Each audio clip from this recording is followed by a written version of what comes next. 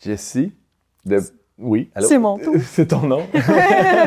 De prime abord, quand on pense sexualité, c'est pas nécessairement des images bibliques qui nous viennent en tête. Je sais pas vous, peut-être que je fais différemment. Mais... Adam et Ève, peut-être. Adam et Ève, c'est Le vrai. Cantique des Cantiques. Ah, ben voilà. Hein, il y a quand même des La exemples. Bible est très concrète, il me semble. Quand même, oui, oui, oui. Jessie, t'as trouvé des exemples Oui. de ce genre? Oui, j'en ai trouvé plusieurs. Ben justement, je vais commencer avec le Cantique des Cantiques, puisqu'il a été justement nommé. Donc, un très, très beau passage. « Que de beauté dans ta tendresse, ma sœur, ma fiancée! Combien ta tendresse vaut mieux que le vin et la senteur de tes parfums que tous les aromates! Tes lèvres distillent le miel, ma fiancée. Il y a sous ta langue du miel et du lait, et la senteur de tes vêtements est comme la senteur du Liban. Tu es un jardin clos, ma sœur, ma fiancée, une fontaine close, une source scellée. Éveille-toi, vent du nord, viens, vent du sud, souffle sur mon jardin, et que ses aromates s'en exhalent. Que mon bien-aimé entre dans son jardin, qu'il mange de ses fruits exquis. » Oh, OK, c'est Une invitation quand même, claire. Il y a encore plus explicite dans Oui. le Cantique des Cantiques. Mon bien-aimé entre la main. Alors, si vous êtes curieux, vous On pourrez... peut lire le Cantique des Cantiques au complet, il est vraiment court, donc faites-vous plaisir. Oui, c'est le cas de le dire.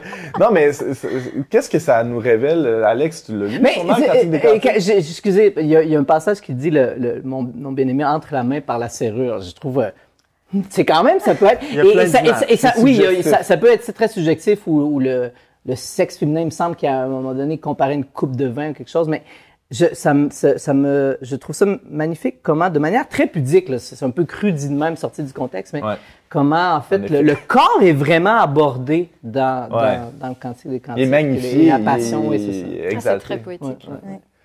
Oui, Mais et- c'est pas tout. Non, même dans les proverbes. On Ah s'attendrait pas tant, Ah c'est les proverbes, mais oui, j'ai déniché une petite perle dans les proverbes. « Que ta source soit bénie, et fais ta joie de la femme de ta jeunesse, biche des amours, gazelle pleine de grâce. Sois en tout temps enivré de ses charmes, sans cesse épris de son amour. » C'est mignon. Quand même. Je sais pas si ça passait aujourd'hui, comparer ma femme à une biche. Là, ou Tu une l'appelleras gazelle. ma gazelle en rentrant à la maison. Oui, c'est beau, une gazelle. On verra comment... Non, mais c'est mignon quand même. Ouais. Il y a aussi j'imagine dans les épîtres de Paul, hein, le rapport au corps est assez présent. Il parle même des époux. Qu'est-ce qu'il dit? Oui, oui, oui. Il dit, en très résumé, que le corps de l'époux appartient à l'autre. Quand même. Donc, la femme n'a pas autorité sur son propre corps, mais c'est le mari. Et pareillement, le mari n'a pas autorité sur son propre corps, mais c'est la femme. Et si on se remet en contexte d'époque, c'est assez révolutionnaire. Parce que le corps de la femme appartienne à son mari, Ça va de soi. à l'époque, oui. Mais que le corps du mari appartienne à sa femme. Ça, c'est quand même révolutionnaire. C'est pas rien. À Ouais. l'Antiquité, là, c'est Ouais. en effet. Alors, on peut pas taxer Paul de misogynie Non. tant que ça. Hein, ça vient vraiment Ouais. balancer. Effectivement. Rapidement, Jessie, Paul encourage une pratique régulière. Oui, oui, oui, c'est ça, j'ai trouvé ça. J'en ai parlé à mon mari hier. Je me suis comme, oh, intéressant. Ah, intéressant, ouais, c'est ça. Oui, il disait, ne vous privez point l'un de l'autre, si ce n'est d'un commun accord pour un temps, afin de vaquer à la prière. Puis retourner ensemble. Donc, quand même, les couples mariés, le Est sexe, invité oui, à... s'y a donné souvent. Ah, c'est bon, Ouais, c'est bon à ouais, savoir. ouais.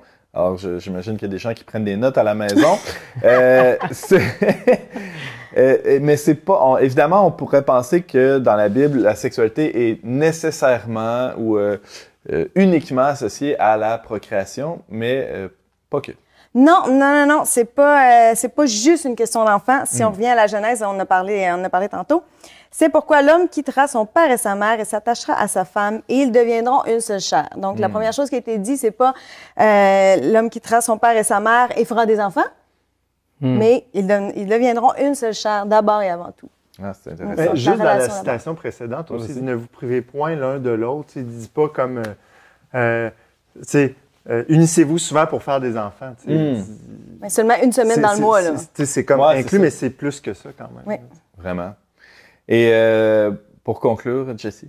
Oui, mais pour conclure, je trouvais ça vraiment intéressant. Toujours dans Saint Paul, il y en a beaucoup à nous dire.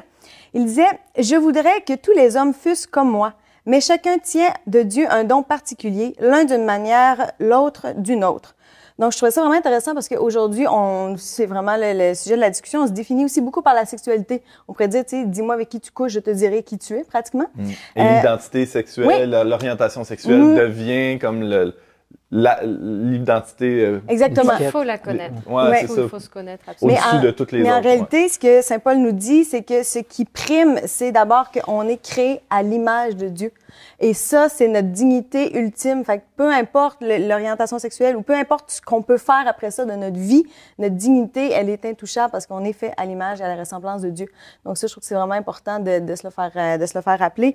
Puis que, justement, oui, le sexe est naturel, mais il n'est pas nécessaire. On peut avoir une vie qui est riche, qui est pleine, qui est significative, sans passer même par le sexe.